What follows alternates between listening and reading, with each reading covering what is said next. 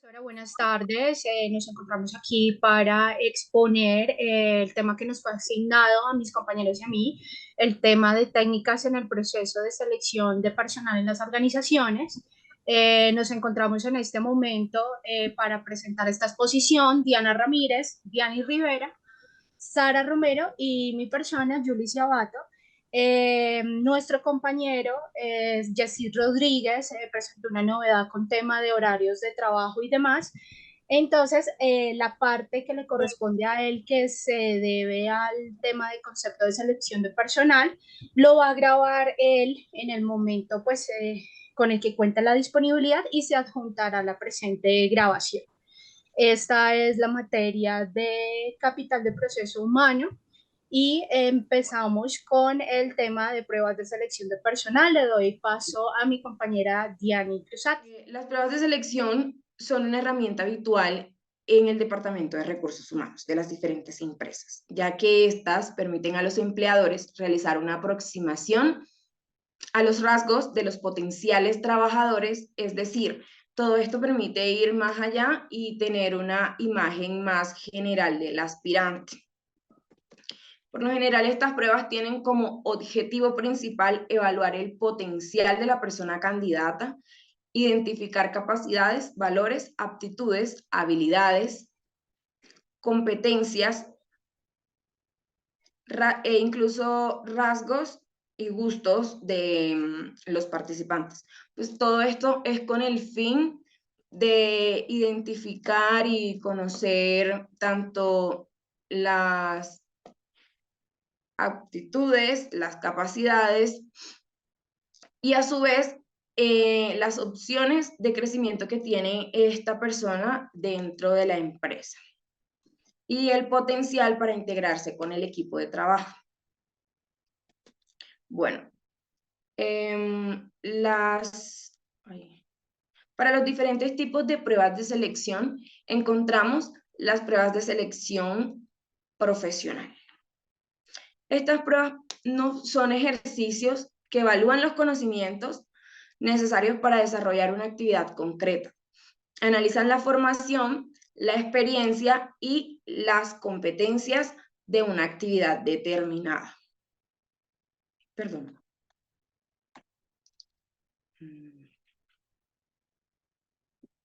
Normalmente este tipo de pruebas simulan situaciones propias del puesto de trabajo al que se aspira. Por eso están diseñadas puntualmente por la empresa y se pueden encontrar en diferentes formatos dependiendo de la carrera de la carrera profesional que desarrolle el individuo que está aspirando. Es necesario tener mucha concentración, comprensión lectora y escucha activa para el desarrollo de estas pruebas. En las pruebas de aptitudes, estas, también conocidas como test psicotécnicos, evalúan la capacidad intelectual, las capacidades intelectuales básicas para la realización de tareas concretas relacionadas con el puesto de trabajo. Estas pruebas generalmente se utilizan para evaluar estas aptitudes son cuestionarios con respuestas cerradas que tienen pues un límite de tiempo. Seguimos con las pruebas de personalidad. Las pruebas de personalidad evalúan aspectos como el autocontrol, la iniciativa, el dinamismo, la motivación, la estabilidad emocional y las prioridades y la influencia sobre los demás. La influencia, pues, de una persona con el resto del grupo. Esta función, perdón, todo esto en función de las exigencias del puesto de trabajo. La personalidad del candidato debe ser más o menos determinante en la selección, ya que en este tipo de pruebas no hay respuestas correctas e incorrectas. Es recomendable ser completamente sincero y espontáneo. También encontramos las dinámicas de grupo. Las dinámicas de grupo son técnicas de discusión verbal cuyo objetivo es debatir sobre un tema y resolver, es decir, resolver un problema de forma grupal. Más o menos en un tiempo límite de 45 minutos a 1 hora. En este tipo de pruebas se evalúa, se evalúa pensamiento crítico, trabajo en equipo, liderazgo y entre otras cositas.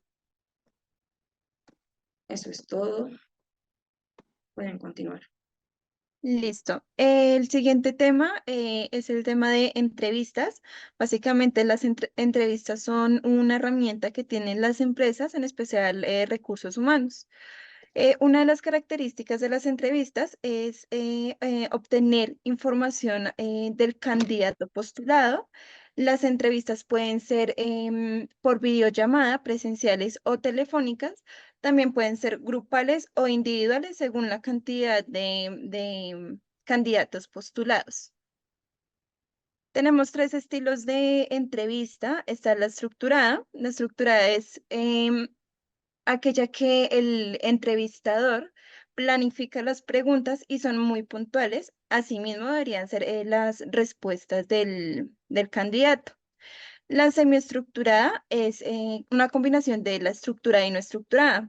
Es decir, es una entrevista donde van a haber preguntas como muy puntuales, pero asimismo va a tener una conversación que fluya sin perder el objetivo de la entrevista. Y la no estructurada es una conversación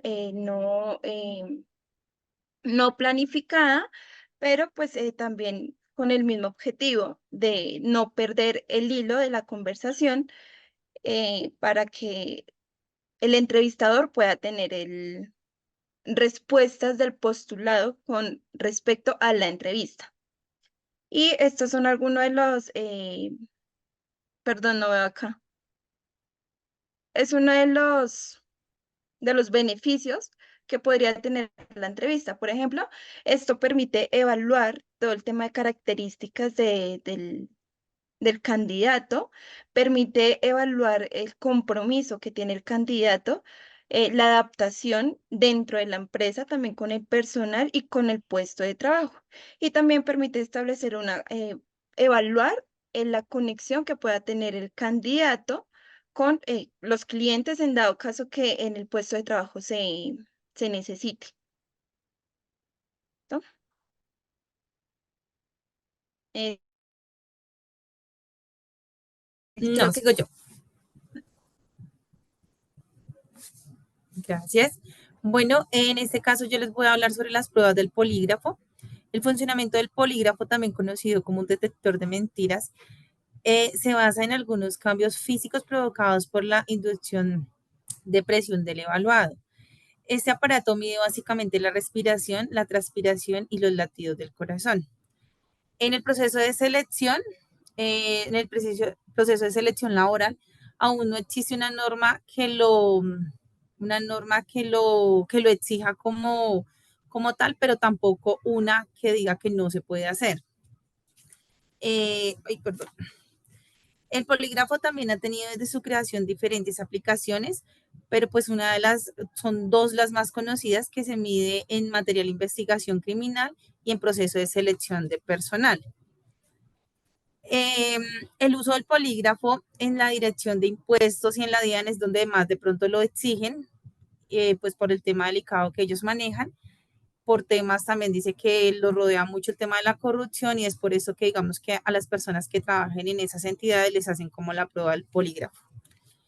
¿Qué más dice? El uso del polígrafo en centros de proceso de selección de personal no ha sido ha sido solo reglamentado en dos cosas, en la Unidad Administrativa Especial de Dirección de Impuestos y lo que les comentaba en la DIAN. Pero entonces también nos dice que ante la incertidumbre de algunos particulares, han elevado la consulta al Poder Ejecutivo con el ánimo de establecer si jurídicamente es admitible emplear el polígrafo en un proceso de selección al respecto. El Ministerio de Trabajo, mediante el proceso del 8 de junio del 2011, señaló que las pruebas del polígrafo no guardan relación con la valoración de la capacidad y actitudes laborales del aspirante que el reclutador debe observar en el proceso de selección. Y el otro tema, puedes pasar por favor la diapositiva.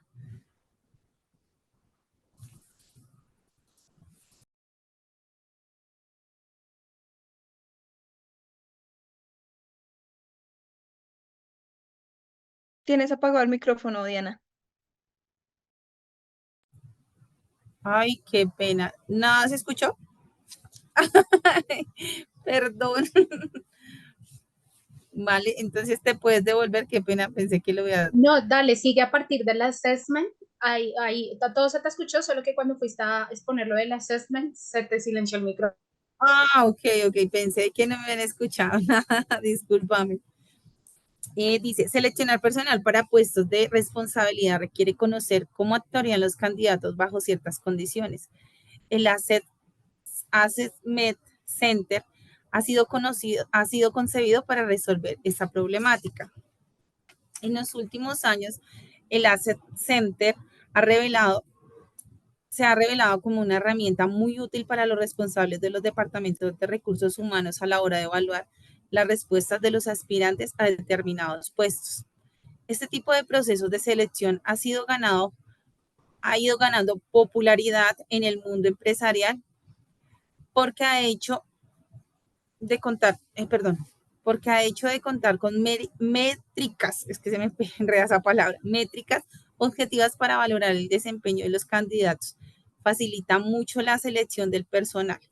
Para esto se utilizan las pruebas más conocidas, son los test psicotécnicos, utilizan para analizar las capacidades, las habilidades de los candidatos y contratar con los requisitos que realmente se requieren para ese puesto de trabajo. Otro es el ejercicio de role play. Dice, durante este juego, cada candidato se le asigna un rol para evaluar su comportamiento bajo el rol que le han otorgado. Generalmente, representa situaciones con las que se encontrarán desempeñando en el trabajo al que optan. Otro que tenemos es el ejercicio de presentación. Están pensando para examinar las cualidades comunicativas con los candidatos y por ello se les pide que realicen una exposición sobre algún tema en particular. Otro es la entrevista en panel. Son prácticamente iguales a las entrevistas personales, pero el aspirante debe enfrentarse a varios entrevistadores. Es una manera de evaluar cómo se desenvuelve el candidato bajo presión y demás. Y por último, es ejercicios grupales. Se trata de involucrar a varios candidatos en un mismo ejercicio para evaluar la integración entre ellos y cómo sería su espíritu colaborativo y su trabajo en equipo. Le doy paso a mi compañera Marcela. Perfecto, compañera, gracias. Gracias, Sara. Otra de las partes que es importante en el momento de la selección de personal para ingreso a la empresa o ya sea de un proceso de ascenso interno es la visita domiciliaria. La visita domiciliaria es parte integral del proceso de estudio de confiabilidad que realizan las empresas, en especial cuando se va a contratar una persona por primera vez, es decir, cuando se va a hacer selección de personal nuevo para las vacantes que tienen las empresas o las entidades y que se realiza también de forma recurrente o periódica para los empleados ya contratados. Esto pues le permite a la empresa como tal respaldar la información ya dada por parte de los empleados o por parte de los aspirantes a la vacante, que son como las referencias personales, el lugar en donde viven, verificar como tal el entorno en el que viven, el entorno familiar y el entorno socioeconómico.